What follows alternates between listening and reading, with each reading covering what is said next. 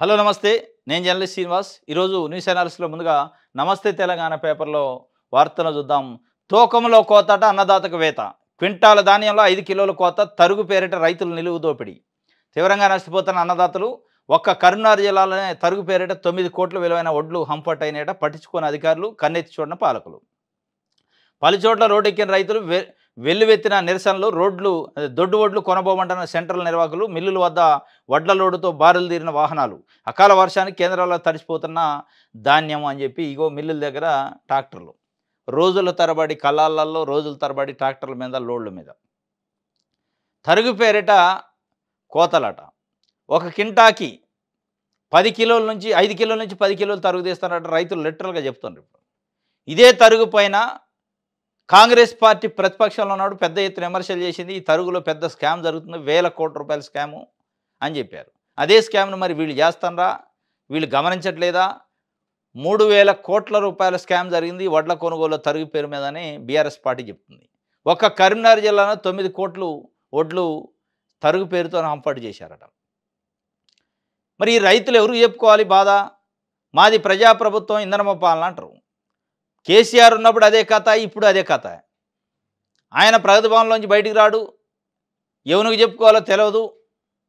ఇవాళ కూడా అదే పరిస్థితి అయింది. కాకపోతే ఇవాళ ప్రగతి భవన్లోంచి ముఖ్యమంత్రి బయట రాలి, ఇవాళ ఉన్న ముఖ్యమంత్రి మంత్రులు జనంలో ఉంటారు. కానీ కాకపోతే ఎవరికి చెప్పుకోవాలి, ఎవరు వింటారు, అసలు దాని పరిష్కారం ఎవరు చేస్తారని తెలియని పరిస్థితి. తప్పనిసరి పరిస్థితుల్లో కోత చేసుకొని అమ్మాల్సి వస్తుంది. కోత ఇచ్చే వాళ్ళు అన్న కోతకే ఒప్పుకొని రైతులు అమ్మాల్సిన అనివార్య పరిస్థితి వచ్చింది. ఎందుకంటే ఆ ఇంటికి తీసుకోలేడు, దాచే ఆ వెసులుబాటు ఉండదు వడ్లని. కాబట్టి అనివార్యంగా అంటే వాళ్ళున్నా వీళ్ళున్నా రైతు మోసపోతుంటారు. రైతునే వెన్నుపోటు పొడిచి రైతునే కోతలతోనే వేతలు పాలు చేస్తున్నారు, దాంట్లో డౌట్ లేదు. ఇది రాష్ట్ర వ్యాప్తంగా ఇవాళ ఉంది. వడ్ల కొనుగోలు విషయంలో ఒక కింటాకి 5 నుంచి 10 కేజీలు కోత పెడుతున్నారు. మేము ప్రజాపాలన అనేవాళ్ళు ఒక్కడ పట్టించుకోడు, అధికారులు పట్టించుకోరు. అసలు ఎవరికి చెప్పాలో తెలియదు, కంప్లైంట్ ఇచ్చినా పట్టించుకునే నాదుడు లేడు. ఇక వీటన్నిటికంటే తల ఉంచుకొని అమ్ముకోవడం తప్ప చేయలేని పరిస్థితి. ఇది మొత్తానికి వారున్నా ఈరున్నా నష్టపోయేది రైతులే, దాంట్లో డౌట్ లేదు. నష్టపోతున్నారు. ఈ అన్నదాత వేతలను చూసేదవుడు అంటే ఇక చూసేటోడు లేదు. ఇంకోటి ఏంటంటే కాంగ్రెస్ పార్టీ ప్రభుత్వం వచ్చాక ఈ కోతల విషయానికి వస్తే అన్నిట్లలో కోతలే ఉన్నాయి. రైతు రుణమాఫీ కోతలు పూర్తిగా చేయలే, రైతు భరోసా కోతలు పూర్తిగా చేయలే, ఇంధన మిల్లు కోతలు. మరి ఏందయ్యా మీరు పూర్తి చేసిందంటే ఏమి చేయలే. ఇక చివరికి క్యాబినెట్ కూడా కోతలే. 6 క్యాబినెట్ కోతలోనేది, ఆ కోతను భర్తీ చేసే కార్యక్రమం ఇంకా చేయలే. ఇది అలా ప్రజాప్రభుత్వం ఇంధనమ పాలన అని చెప్పి వీళ్ళు కనీసం క్యాబినెట్ కోతనే భర్తీ చేయరు, రైతు భరోసా కోతను భర్తీ చేయరు, కరెంటు కోతలను భర్తీ చేయరు, రుణమాఫీ కోతను భర్తీ చేయరు. అన్ని కోతలే. ఇది కోతల ప్రభుత్వం. మాటలైతే కోటలు దాటుతున్నాయి, కోతలైతే అక్కడనే ఉన్నాయి. ఈ మొత్తానికైతే రైతాంగం తీవ్రంగా నష్టపోయారు. కాంగ్రెస్ పార్టీ వస్తే ఏదో మేలు జరిగిద్ది, ఈ కోతల విషయంలో లాభం జరిగిద్ది, పెద్ద పెద్ద మాటలు మాట్లాడారు. రైతులు నిలువు దోపిడీ చేస్తారని అయ్యాలు చెప్పారు. కాబట్టి వీళ్ళు ఏమైనా మేలు చేస్తారంటే వీళ్ళు చేసేది అది దోపిడీ, వాళ్ళు చేసేది అది దోపిడీ. దోపిడీలో తేడా రాలే, ప్రభుత్వం మారింది తప్ప. పత్తి కొనుగోళ్లలో కూడా అక్రమాలు జరిగినాయట వాళ్ళు చెప్తున్నారు. విస్తీర్ణం పెరిగితే కేంద్రం సాయం కట్ అయిద్దట, మాట మార్చిన రాష్ట్ర ప్రభుత్వం. ఇంధనం మిల్లు 600 చదరపు అడుగులు దాటొద్దంటూ షరతు, అయోమయంలో లబ్ధిదారులు. ఇంధనం మిల్లులకు సంబంధించి నిన్న పొంగులేటి శ్రీనివాసరెడ్డి గారు చెప్పిండు, 600 చదరపు అడుగులు దాటిందనుకో, ఎక్కువైందనుకో మేము డబ్బులు ఇవ్వము, క్యాన్సిల్ చేస్తాం అని. దాని మీద విమర్శలు వచ్చినాయి. 600 చదరపు అడుగులు అని నువ్వెవరు లిమిట్ పెట్టడానికి? వాళ్ళు కట్టుకునే ఇల్లు, నువ్వు ఇచ్చే 5 లక్షలతో ఇల్లు కాదు కదా.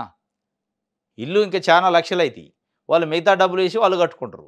మీకెందుకు అంటే మీ కారు షెడ్లు అయితే 1000 చదరపు అడుగులు, 2000 చదరపు అడుగులు ఉండొచ్చు. ప్రజలు నివసించడానికి కట్టుకునే ఇల్లు 600 చదరపు అడుగులే ఉండాలని వాళ్ళ ప్రాథమిక హక్కు పైన ఎట్లా నువ్వు ఉక్కుపాదం అవుతావని విమర్శలు వస్తే, లేదు నేను అట్టాం లేదు, 600 చదరపు అడుగులు దాటితే కేంద్రం ఇచ్చే సహాయం తగ్గిద్ది, ఇయ్యరు, కట్ చేస్తారా అంటారు. ఆ కేంద్రం ఇచ్చే సహాయం కట్ అయిద్దా, నువ్వు ఇచ్చే సహాయం కట్ అయితే పక్కన పెడితే వాళ్ళ యొక్క ప్రాథమిక హక్కు ప్రజలది. ఎన్ని అడుగులలో, ఎన్ని చదరపు అడుగుల్లో ఇల్లు కట్టుకోవాలనేది వాళ్ళ హక్కు. అది నువ్వు ఎట్లా కాదంటావు? నువ్వు ఇచ్చే 5 లక్షల కోసం వాళ్ళకి అనేక కండిషన్లు పెట్టి ఇవన్నీ పెడితే మరి ఏమనుకోవాలని విమర్శలు వస్తున్నాయి. మొత్తానికైతే అయోమయంలో ఉండరు. మళ్ళీ మాట మార్చిందట రాష్ట్ర ప్రభుత్వం. మాట మార్చిద్దా, స్కీమ్ మారుతుందో చూడాలి ఇక. ఇంగో వీళ్ళంతా పాపం పేద ప్రజలు. కాంగ్రెస్ పార్టీ కార్యకర్తట. పార్టీ అధికారంలోకి వస్తే ఇందిరమ్మ ఇల్లు వస్తుందని ఆశపడ్డ డోర్నకల్ ఎమ్మెల్యేగా రామచంద్ర నాయక్ గెలవగానే కొరవి వీరభద్రస్వామికి తలనీలాలు ఇచ్చిండట. అభిమానం పార్టీ అంటే. గుండు చేయించుకొని వచ్చిండట ఎంటికలు ఇచ్చి. కొరవి వీరభద్రస్వామి టెంపుల్కి పోయి. ఇవాళ ఆయనకి ఒక పంగనామాలు పెట్టారు. ఆ గుండుకు పంగనామాలు పెట్టి నీకు ఇందిరమ్మ ఇల్లు లేదు, ఇక రేకుల షెడ్డు పాపం. ఇంతవరకు ఇల్లు లేదట, ఆవేదన వ్యక్తం చేస్తాడు. నేను కాంగ్రెస్ కార్యకర్తను, నాకు ఇల్లు ఇయ్యలేదు. ఈ కాంగ్రెస్ కార్యకర్త కాదు, అసలు పేదోడికి ఇల్లు ఇవ్వాలి. కాంగ్రెస్ కార్యకర్త కాదా పక్కన పెడితే, పాపం కాంగ్రెస్ కార్యకర్త అవునా కాదా పక్కన పెడితే, ఈయన ఇల్లు ఈ అవతారం చూస్తే గ్యారంటీకి ఇల్లు ఇవ్వాలి.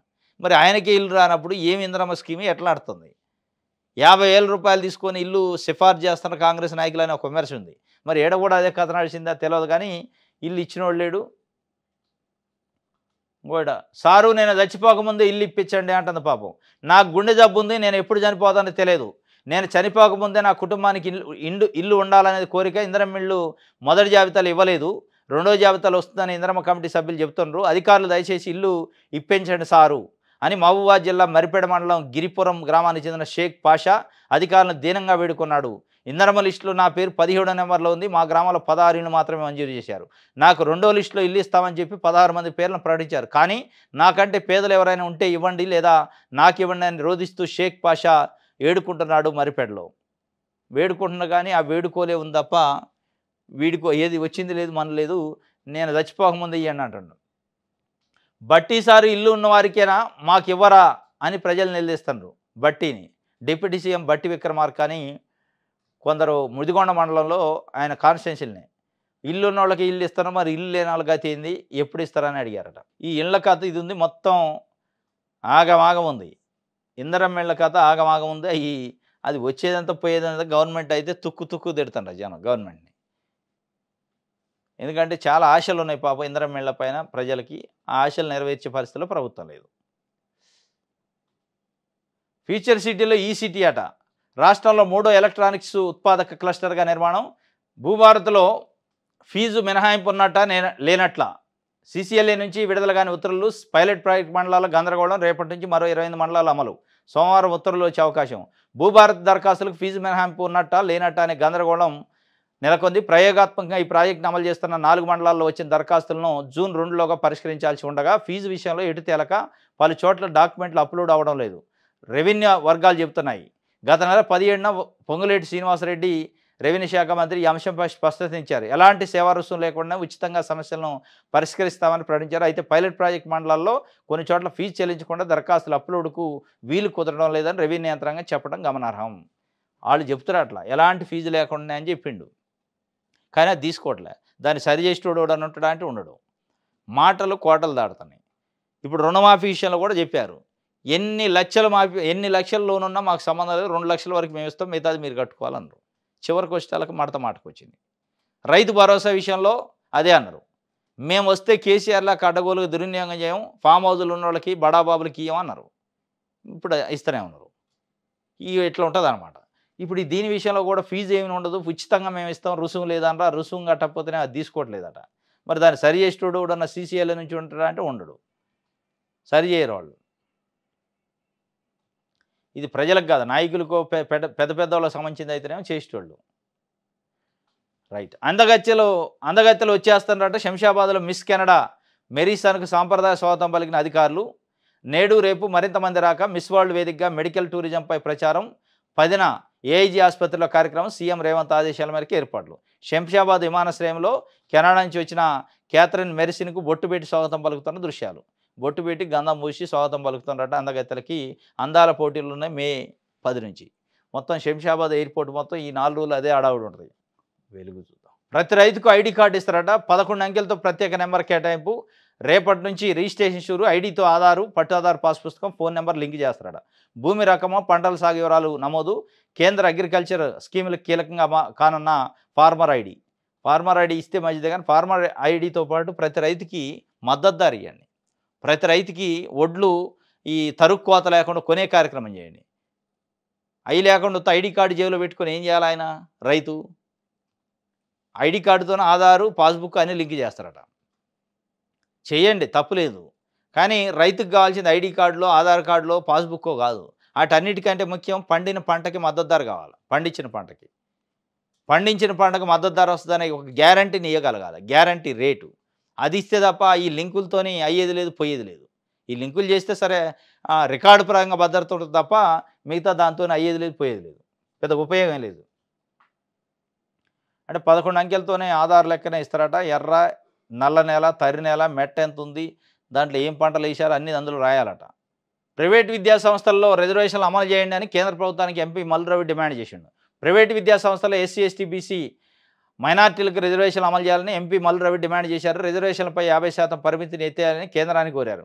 కులగణనలో తెలంగాణ మోడల్ని దేశవ్యాప్తంగా నిర్వహించాలని కాంగ్రెస్ వర్కింగ్ కమిటీ తీర్మానించడం చర్చ హర్షణీయమని అన్నారు. శనివారం ఆయన ఢిల్లీలో తెలంగాణ భవన్లో మీడియాతో మాట్లాడారు. రాహుల్ గాంధీ వల్లే కేంద్రం కులగణన నిర్ణయం తీసుకుందన్నారు.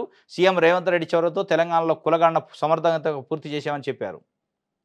ప్రైవేటు విద్యా సంస్థల్లో రిజర్వేషన్లు అమలు చేయాలని మల్లు గారు అంటుంటే చేయాలి, వాస్తవం మంచిది. దాంతోపాటు మీరు ఇంకొక లేఖ రాయాలి. అదేం కేంద్రానికి రాసిండు. మీరు రాయాల్సింది ముఖ్యమంత్రి రేవంత్ రెడ్డి గారికి రాయాలి. ప్రైవేటు విద్యా సంస్థలలో రైట్ టు ఎడ్యుకేషన్ యాక్ట్ 2009లో డాక్టర్ మన్మోహన్ సింగ్ గారు కేంద్ర ప్రభుత్వం కాంగ్రెస్ ప్రభుత్వం ఉన్నప్పుడు చేసింది. Right to education act section 12 subsection 1C ప్రకారం ఉచితంగా కార్పొరేట్ విద్యా సంస్థలు, ప్రైవేట్ విద్యా సంస్థల్లో 25% సీట్లు ఇవ్వాలి అనే నిబంధన ఉంది. అది ఇవాళ ఆంధ్రప్రదేశ్లో అమలు అవుతుంది. వాళ్ళు ఆల్రెడీ దరఖాస్తులకి అవకాశం ఇచ్చారు. ఇక్కడ కూడా అమలు చేయాలని రాష్ట్ర ప్రభుత్వానికి లేఖ రాయండి ఒక ఎంపీగా. మీరు ఆర్టీఈ యాక్ట్ని అమలు చేయాలి. పేద, బడుగు, బలహీన వర్గాలకు 25% సీట్లు నారాయణ, శ్రీ చైతన్య లాంటి కార్పొరేట్ స్కూళ్ళల్లో ఇవ్వాలి, ప్రైవేట్ స్కూల్లో ఇవ్వాలి. ఇచ్చేటట్టు మనం అది సర్క్యులర్ ఇష్యూ చేయాలి అని చెప్పి చేయండి. దాంతో పేదలకు లాభం జరిగింది. అది చేయండి. దీంతోపాటు అది చేస్తే మీకు మంచి పేరు వస్తుంది తప్ప ఏదో ఉట్టినే లేఖలు రాసి అది పనికిరాని లేఖల కింద వస్తుంది అది. రైట్. ఈనాడు నాటి సిఎస్ విచారణకు రంగం సిద్ధమైందట. ఫోన్లు అక్రమ ట్యాపింగ్ కేసు దర్యాప్తులో కీలక పరిణామం చోటు చేసుకుందట. చీఫ్ సెక్రటరీని కూడా విచారణకు పిలుస్తారట. అప్పుడున్న చీఫ్ సెక్రటరీ, ఇంటెలిజెన్సీ బాసు, డిఎస్పీలు, ఏసీపీలు, డీసీపీలు చాలామంది ఉన్నారు ఇందులో. నిజంగానే చీఫ్ సెక్రటరీని కూడా ఇచ్చిండు. ఈ జాబితాలో 2023 శాసనసభ ఎన్నికల సమయంలో పనిచేసిన ప్రభుత్వ ప్రధాన కార్యదర్శి, హోంశాఖ ముఖ్య కార్యదర్శి, న్యాయశాఖ కార్యదర్శి, సాధారణ పరిపాలన విభాగం కార్యదర్శి ఉండటం. అంటే GAD secretary, home secretary, law secretary and chief secretary, ఈ నలుగురు కూడా ఆ జాబితాలో వచ్చారట. అంటే ఇన్వెస్టిగేషన్ చేయాల్సిన జాబితాలో నిజంగానే వాళ్ళని గట్ట పిలిచి ఇన్వెస్టిగేషన్ చేస్తే ఇక అధికారుల పరువు ఏం కావాలి, అప్పుడున్న ప్రభుత్వ పరువు ఏం కావాలి. ఆ ఇన్వెస్టిగేషన్లో ఏది ఫోన్లు ట్యాప్ చేసి దొంగతనంగా వేరే వాళ్ళ ఫోన్లు వినరని తెలిస్తే ఇంకా అంతకంటే పరువు తక్కువ ఇంకోటి ఉండదు. ఇది ఈరోజు న్యూస్ అనాలిసిస్. రేపు తాజా వార్తలతో తిరిగి కలుసుకుందాం. Thank you.